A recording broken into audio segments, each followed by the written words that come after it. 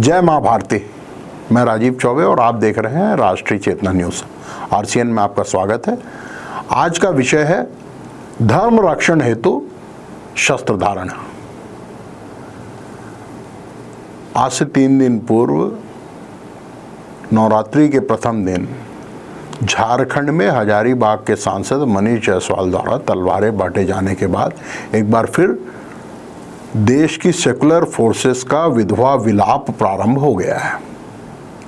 अद्भुत संयोग है कि जिस दिन हजारीबाग में तलवार बांटी गई उसी दिन चैत्र शुक्ल प्रतिपदा विक्रम संवत 2082 को इस चैनल पर मैंने शक्ति की उपासना के साथ नववर्ष के प्रारंभ की बात कही थी और उस वीडियो में शक्ति की साधना के उद्देश्य और महत्व पर भी प्रकाश डाला था।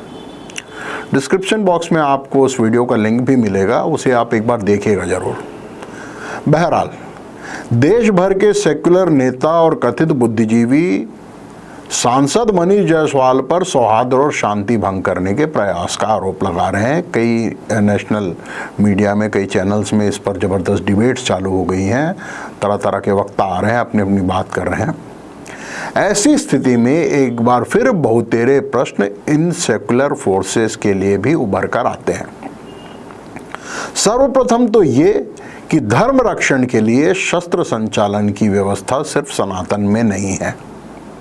कैथोलिक ईसाइयों की वेटिकन सिटी में भी धर्म रक्षक सेना के रूप में स्विस गार्ड्स तैनात हैं। इस्लाम के प्रसार के लिए खलीफा की सेना हुआ करती थी जो जिहाद के नाम पर शस्त्र धारण करते थे और आज भी करते हैं। कुंग फू जैसे प्राणघातक मार्शल आर्ट का जन्म चीन के बौद्ध मठों में हुआ, जिसमें समुराई और नानचाकू जैसे शस्त्रों का प्रयोग होता है। खालसा पंथ में प्रत्येक सिख के लिए कृपाण रखने की अनिवार्यता है। ऐसे में सांसद मनीष जायसवाल के तलवार बांटने का विरोध करने वाले सेक्युलर नेता और बुद्धिजीवियों से आरसीएन का एक ही प्रश्न है कि वे बस इतना बता दें कि इस देश में ईद मिलादुन नबी का या फिर मुहर्रम का जुलूस निकलने पर जुलूस में चमचमाती तलवारें लिए नाचते उन्मादी जिहादियों पर आज तक कभी किसी सेक्युलर नेता ने कोई टिप्पणी की है? गुरुओं के प्रकाश पर्व पर सिख समाज के जुलूस में तलवारें भाले लिए सिंहों और शस्त्र कौशल का प्रदर्शन करने वाले निहंगों पर भी कोई टिप्पणी आई है? आखिर क्या है ये सेक्युलर मानसिकता जो सिर्फ सनातनियों को शक्तिहीन, हतबल, विवश और लाचार देखना चाहती है?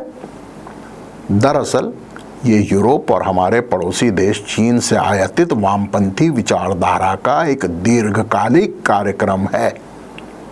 इस कार्यक्रम के तहत भारत की युवा पीढ़ी को निस्तेज और निर्बल करने के लिए एक सुनियोजित एजेंडे के तहत ये वामपंथी शक्तियां विदेशी फंडिंग पर काम करने वाले एनजीओस की सहायता से हमारे देश की युवा पीढ़ी को खोखला करने में सक्रिय है।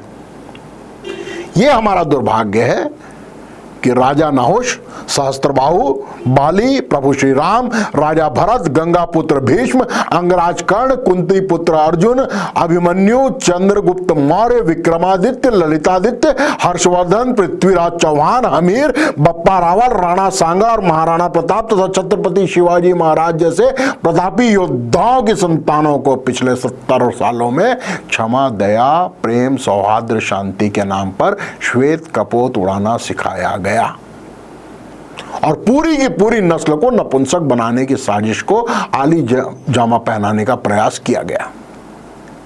इन्हीं षड्यंत्रों को काफी करीब से देखकर मैंने आज से कई साल पहले कुछ पंक्तियां लिखी थी। आज मेरी अपनी खुद की लिखी हुई पंक्तियां फिर प्रासंगिक हो गई हैं।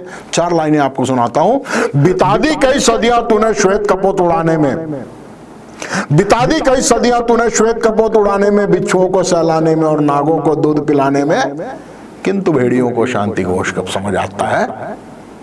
वन में तो विनम्रता को दुर्बलता ही समझा जाता है। तो तेरे अंदर चक्रधर जागे, 2 रूप हुए भगवान कृष्ण के।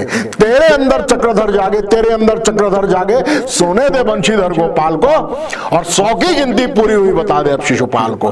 कौन है तू, क्या है तेरी पहचान बताने आया हूं और भारत का हर हिंदू जागे मैं तुझे जगाने आया हूं। भारत का हर हिंदू जागे मैं तुझे जगाने आया हूं। हमारी संस्कृति में शक्ति के संचय का उद्देश्य मात्र धर्म रक्षण ही होता है, किंतु आश्चर्य तो तब होता है जब power flows from the barrel of gun.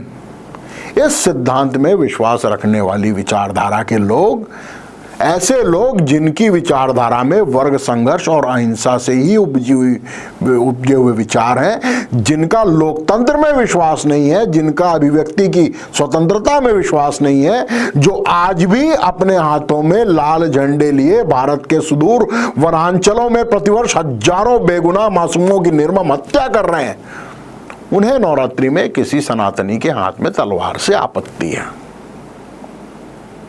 इस देश के सारे सेकुलर, लिबरल, समाजवादी, मार्क्सवादी, माओवादी ये सुन ले और गांठ बांध कर रख ले कि धर्म रक्षण के लिए शस्त्र धारण करना हमारी संस्कृति है और गीता में भगवान का संदेश भी यही है। धर्म रक्षण के लिए शस्त्र उठाने हेतु अर्जुन को प्रेरित करने के लिए भगवान ने पूरी की पूरी गीता पढ़ी थी। यदि मुझसे कोई पूछे कि पूरी की पूरी गीता को एक श्लोक में बता दीजिए या पूरी गीता का सार जो है वो एक श्लोक में पढ़ दो, तो मैं आपको बताना चाहूंगा, भगवान ने कहा हतो व प्राप्स्यसि स्वर्ग जित्वा व भोक्ष्यसे महिम, हतो व प्राप्स्यसि स्वर्ग जित्वा व भोक्ष्यसे महिम, तस्मात् उत्तिष्ठ कौन्तेय युद्धाय कृत निश्चय। अर्थात युद्ध में वीरगत हुआ तो तू स्वर्ग को प्राप्त करेगा और अगर विजय हुआ तो पृथ्वी का राज्य भोगेगा, इसलिए हे कौन्तेय युद्ध के लिए निश्चय करके खड़ा हो जा। धर्म युद्ध पाप नहीं है, इसके समर्थन में गीता में भगवान ने यह भी कहा है, सुखे दुखे समय कृत्वा लाभा लाभो जया जयो ततो युद्धाय युज्यस्व नैवं पापम वाप्स्यासि। अर्थात सुख दुख को समान समझकर राग द्वेष न करके तथा लाभ हानि को और जय पराजय को समान समझकर उसके बाद तो युद्ध के लिए चेष्टा कर। इस तरह युद्ध करता हुआ तो पाप को प्राप्त नहीं होगा। तो अब समय आ गया है कि इस देश की तरुणाई को निर्बल करने का षड्यंत्र करने वाली सारी वामपंथी और सेकुलर ताकतें जान लें कि अब समय बदल गया है। भारत की तरुणाई जाग गई है और अब धर्म रक्षण हेतु शस्त्र धारण करने से उनको रोकना किसी के भी वश में नहीं है। आज के लिए इतना ही। इस प्रकार के विश्लेषणों के लिए और ताज़ा तरीन समाचारों के लिए आप आरसीएन के साथ जुड़े रहें। राष्ट्रीय चेतना न्यूज़ को, आरसीएन को सब्सक्राइब करें, बेल आइकन को दबाएं और आपसे निवेदन है यदि हमारे कार्यक्रम आपको पसंद आए या न भी आए तो इस पर आप अपने कमेंट्स जरूर करें। आपके कमेंट्स का हमेशा हमेशा स्वागत होगा। जय मां भारती।